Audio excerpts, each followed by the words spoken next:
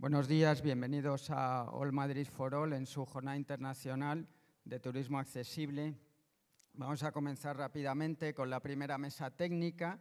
Lleva por título una pregunta: ¿por qué un turismo accesible? Y supongo que nos hablarán de por qué tenemos que defender unos derechos fundamentales, tenemos que defender un derecho al ocio, tenemos que defender la igualdad de oportunidades, pero seguro que nos cuentan también la oportunidad de negocio que significa el turismo accesible. Modera la mesa José Manuel González Huesa, director general de Servimedia desde 2005, casado, padre de 2 hijas, lleva más de 30 años trabajando en el mundo del periodismo y de la comunicación. Se incorporó al histórico Grupo 16, donde trabajó durante más de 12 años en diferentes cargos de responsabilidad, en la redacción de la revista Cambio 16 y el periódico El Diario 16. Tras participar en el primer año de la Fundación de la Razón, pasó a desempeñar cargos directivos de comunicación, concretamente primero en la Dirección General de Comunicación de la Seguridad Social, luego en el Ministerio de Trabajo y Asuntos Sociales y más tarde en el Gabinete de Prensa de la ONCE. En el año 2005 volvió a los medios de comunicación para asumir la Dirección General de la agencia de noticias Servimedia.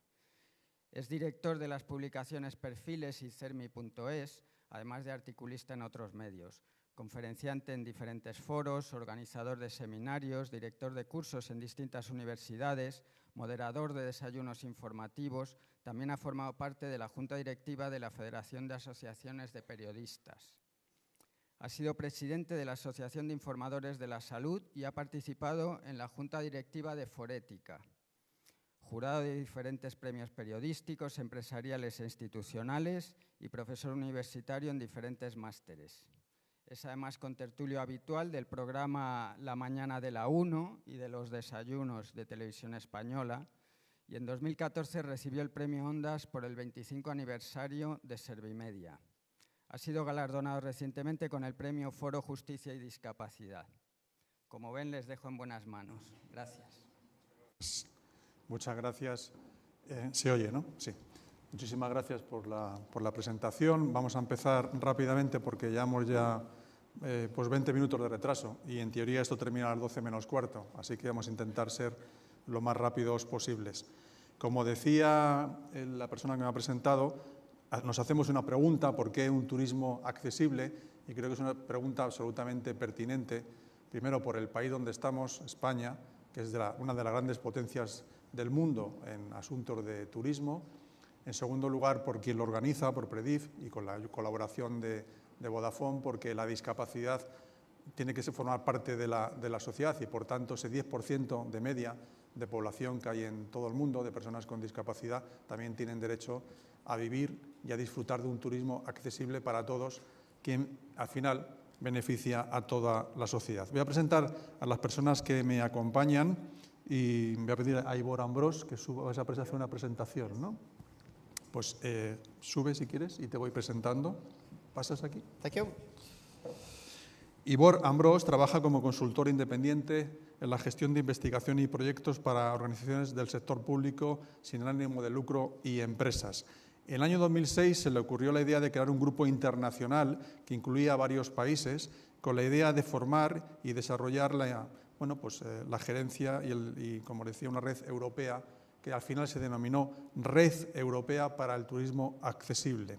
Esta asociación contó con la participación de la propia Comisión Europea y fue registrada en Bruselas como una organización sin ánimo de lucro el año 2008. Por tanto, lleva ya 9 años de andadura. Desde entonces, Ambrose ha participado como director de esta entidad que se llama ENAT para sus 100 miembros en más de 30 países.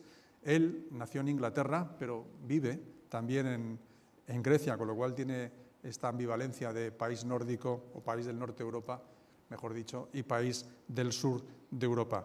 Por lo tanto, ahora tienes la palabra, Ivor, cuando quieras. Thank you very much. So, good morning, ladies and gentlemen. I'd like to say, first of all, what a great pleasure it is to be here and to thank the community of Madrid, PREDIF, and all of you for being part of this event, which comes at the end of a whole week of what I would call a celebration. I think it's a unique event, and I want to say a few words at the end about how I hope this can be an emblem, a symbol of how other cities and other countries can present accessible tourism. But why is it important to talk about accessible tourism, and why are we still talking about accessible tourism, you might say? Because as our host just explained, it's 10 years now since ENAT with ONCE Foundation founded ENAT. And we held a conference at that time on accessible tourism at Moderador in Spain. Some of you in the audience will remember it. At that meeting, I presented ENAT, which was then a European Commission-funded project, and I declared our intention to become a European non-profit association, and we did that in 2008. So at Moderador, I also presented a study report towards 2010. We're talking history at the moment. And that report was about disability policy challenges and actions for the European tourism sector. Now, that report is still on our website, and you can consult it if you like, but you'll find that we proposed 39 policy targets for the development of accessible tourism in Europe and a roadmap for guiding European policymakers and practitioners. But of course, it's not enough just to present a document and sit back and watch it all happen. Things don't happen by themselves. They need people to work and to work together to make them happen. Those policy targets are very wide-ranging, 39 policies. It sounds crazy. But when you're talking about tourism, you have to consider all kinds of other policies in public life, in business, in health, in education, transport, culture, the built environment, technology, things like passenger assistance, and many more. So it's clear that opportunities for travel and tourism are not restricted to one area of society. Tourism is affected by and affects everything. And even today, then, all our policies need to be inclusive of everyone. And I think for that, we need to think beyond the barriers of different sectors. We still need to break down the barriers, and we need to speak with one voice, and we need to work in one direction towards accessibility in tourism. To realize that vision that we had of accessible tourism for all, then, of course, people with disabilities and everyone else needs to work with the sectors and applying accessibility horizontally, as we say. So without going into details, I can say if you read that 10-year-old report, many, if not most, of the targets we set are equally relevant today, and not all of them have been reached by any means. But the general picture is that there's been a lot of progress on many fronts and across many regions and countries. More and more national tourist boards, regional tourist boards, cities are picking up the idea and implementing the principles and activities to make accessible tourism something of a reality. Now, one of our perhaps regrets is that the European Commission or the European Union has not established a specific funding program dedicated to accessible tourism development as such. But that means that we've had to be inventive, we've had to be creative, we've had to go to other funding programs and areas to drive forward our activities. And that's brought us into contact with many new partners, all of whom need to know about accessibility and in tourism. So we've been supporting small and medium-sized enterprises in their business.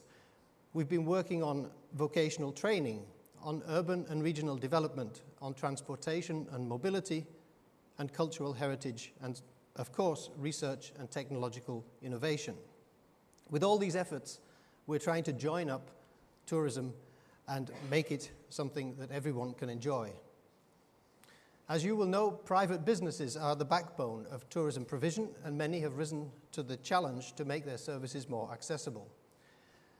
And nowadays, we don't just talk about accessibility, but we also emphasize the word inclusion, that inclusion is part of accessibility. And they are making, these businesses and the public sector, making accessibility and inclusion part of their brand. There's a better understanding today than there was 10 years ago that this is how to create a good business. So to give one example of rewarding good practice, I can mention in 2016, from ENAT, we supported the International Labour Organization regional office in Egypt by co-organizing their first Accessible Tourism Awards in Egypt. The prize for the 3 winning companies involved a trip to Madrid to experience how accessible tourism is practiced in one of the leading cities in Europe. An experience which was shared with the Egyptian government representative who also attended, and he went home with a catalogue of ideas for developing accessible tourism in his country. So this is a way that ENAT is trying to bring together not only people in Europe, but people outside Europe, and to bring this message of inclusion and accessibility to other countries as well. And we were very proud that Madrid could be ready to host and to train the winners who came to Madrid for that award. We seek to facilitate the growth of accessible tourism through information and project development and policy support to all actors in the tourism sector.